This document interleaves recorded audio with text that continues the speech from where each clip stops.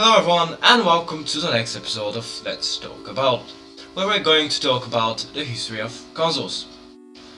This episode is gonna be more like an encyclopedia, so you're gonna look at my ugly face for now. Now, in this episode we're going to cover the history of consoles from the brown box in 1967 to the famous Atari VCS 2600 from the 1987 to today's PlayStation 5 released in 2020 and more, which we will talk about in this episode. We will see that they did what they did right and what they did wrong over the years. And let's start with the oldest one in the list. Not so famous as Atari, but important nonetheless. It's the first console ever made and the start of a legacy going strong since 1967s to modern days. And this is the brown box, created by Ralph H. Baer, also known as the father of video games. He developed the console to be compatible with every TV set of that time. There were only 6 games for it, namely ping pong, tennis, handball, volleyball, chess games, and a light gun game. And from the brown box, we're jumping 5 years later to the Magnavox Odyssey in the 1972, licensed by Magnavox in 1972, resulting in the release of the first commercial home video game console, Magnavox Odyssey, which didn't have sounds and with graphics that we would consider primitive by today's standards, with capabilities of displaying 3 square dots and 1 line of varying heights on the screen in monochrome, with different behavior of the dots depending on the game played, with players placing plastic overlays on the screen to display additional visual elements for each game, with a total of 28 games, where 13 of them were included with the console, and 11 of them sold separately over the years. Now, we're going to later years. Now we're gonna cover the years from 1975 to 1977 and so on to modern days. And we start with 1973, where the Atari's Ponga game machine was so popular, and due to that, Atari decided to market the game as a home console 2 years later in 1975. The same year, Magnavox decided to improve its Odyssey system and released not one, but 2 different improved versions of the original one, the Magnavox 100 and the Magnavox 200. From 1976 to 1977, Magnavox produced a series of Odyssey consoles, with each new console having the same games and almost the same design as the Odyssey 100 and 200, just some modification to the graphics, controllers and digital on-screen scoring. And to no surprise, Atari came up with new consoles to compete with Magnavox, such as the famous Atari 2600, Video Pinball and Stunt Cycle. Due to the amount of fame and success of Magnavox and Atari, new companies decided to try their luck with the console market, but to no success to most of them, with even some people were saying the Wonder Wizard made by General Home Products was pretty much the same as Odyssey 300, and Fairchild and RCA didn't meet with much success either with their only consoles, while Coleco's first video game system named Teosar was well received due to its capability to play games in color and having different difficulty levels. And because of the popularity of Telstar, Coleco sold a number of fresh consoles from 1977 to 1978. Now, from 1978 to 1980s, nothing much happened except that Nintendo happened. It showed for the first time. The name that will eventually become the major player in video game console industry for the next 30 years. Delivered their first series of video game consoles from 1977 to 1979. But the Color TV game series were only sold in Japan, but those consoles essentially did the same as Atari and featured Pong-style games, and to no surprise, a lot of newcomers tried to get a part of the pie, but to no success. Coleco continued with their line of consoles of all sorts, trying to bid against the mighty Atari 2600, and similarly to them were Magnavox. They tried with few more upgraded consoles of their own, but Atari 2600 remained at the top. Now we reached the golden age, the 80s, where people saw the shift from dedicated consoles with inbuilt games to cartridges based game systems, and where the industry started experimenting with non-Pong games like platformers, fighting games, RPG games, and adventure games.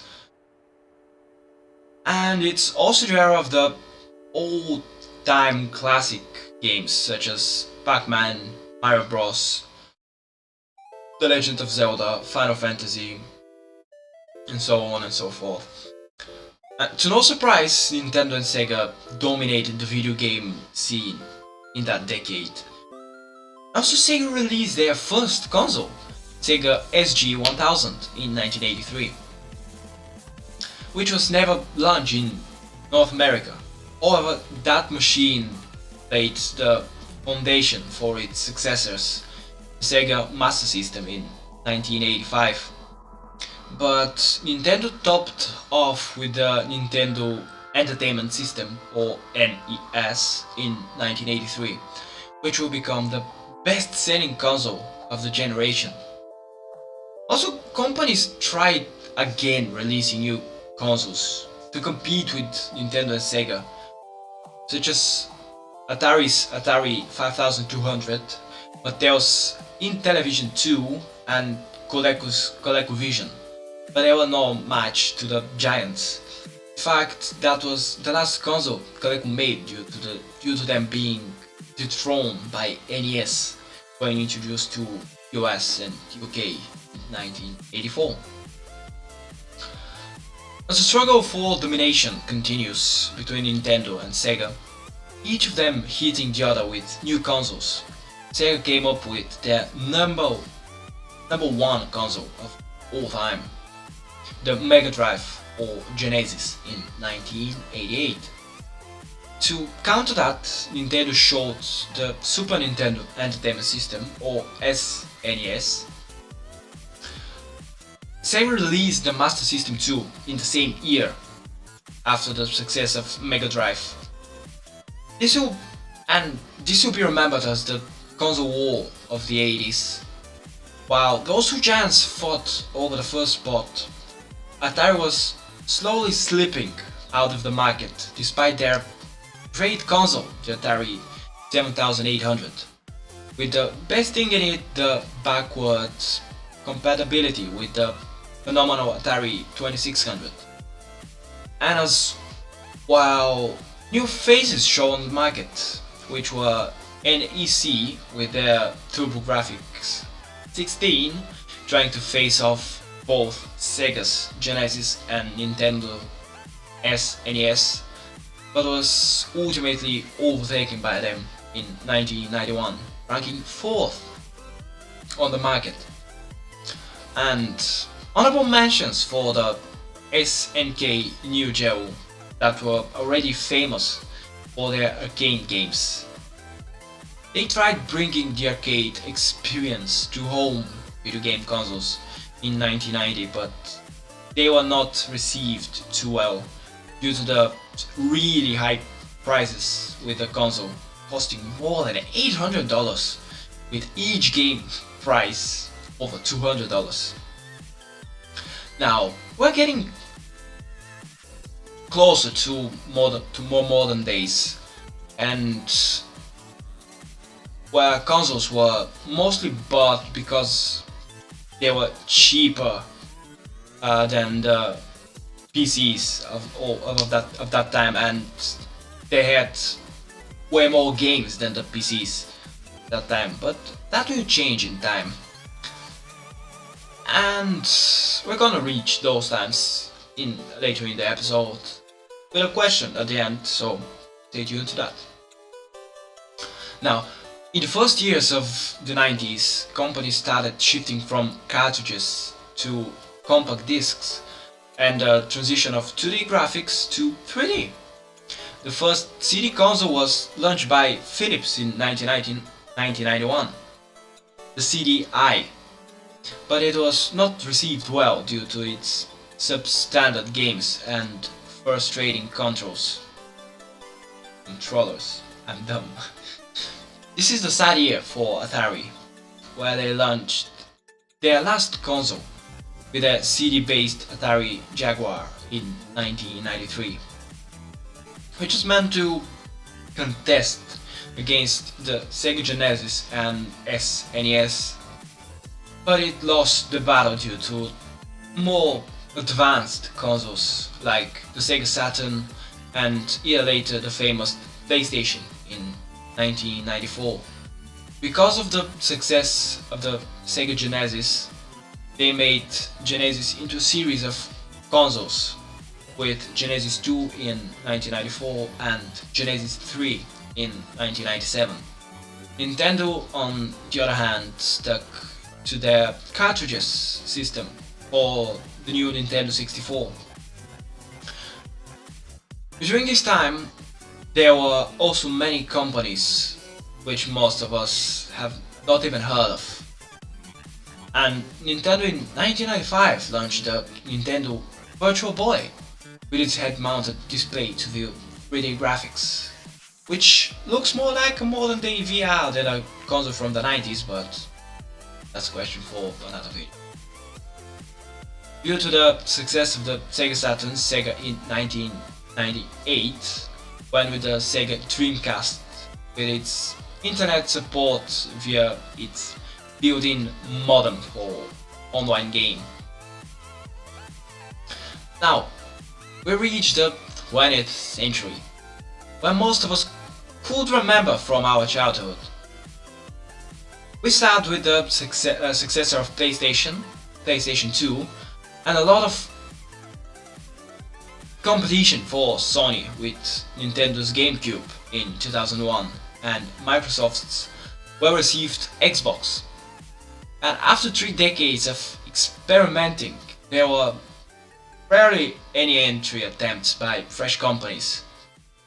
And finally, we reached the current generation of consoles after 2005 with the big 3 competitors: Xbox 360, Sony PlayStation 3 and Nintendo Wii, with add-ons for them such as Wii's Motion Plus in 2009, Xbox's Kinect in 2010, and for PlayStation 3, Move in 2010. The most modern consoles, which are the Xbox One, well, not the most, but the more modern consoles, which are the Xbox One in 2013, and in the same year the PlayStation 4, then the upgraded version of the Xbox One to Xbox One S with smaller size and the capability to upscale games from 1080p to 4K and stream 4K videos. And the same year, Sony upgraded their PlayStation 4 to PlayStation 4 Pro with, again, capability to upscale games to 4K. Then the three newest consoles, which are Xbox One X in 2017, with even more graphics upgrades over the Xbox One S and supporting 4K gameplay and video stream natively, with 40% more processing power than any other console on the market in that time. Then we jump to Nintendo Switch in 2017 with its flexibility due to its clip-in controllers and small size, perfect for carrying around. Now to the most recent console, the PlayStation 5, released in 2020. And now, the question that I wanted to ask from the start of the video. And after we went through the story of the consoles, I feel that the question will be perceived better now than in the beginning. Do you think the consoles are still the cheaper version of computers with more games for them? Or they are now a tool for big companies to sell their exclusive games with bigger prices over the PC versions of the games, with almost no discounts on the games in stores for even after 6 months after the release of the game, or even years after the release of the game. The discounts are almost none. And yeah, the consoles are more compact, but is it still worth the price that have they received? Or most of that hype around them is due to the stories, memories and nostalgia they bring to us from simpler times with less stress, simpler games, and yeah, what do you think? Now, I will leave you with that question, and see you next time. Till then, don't forget, have fun.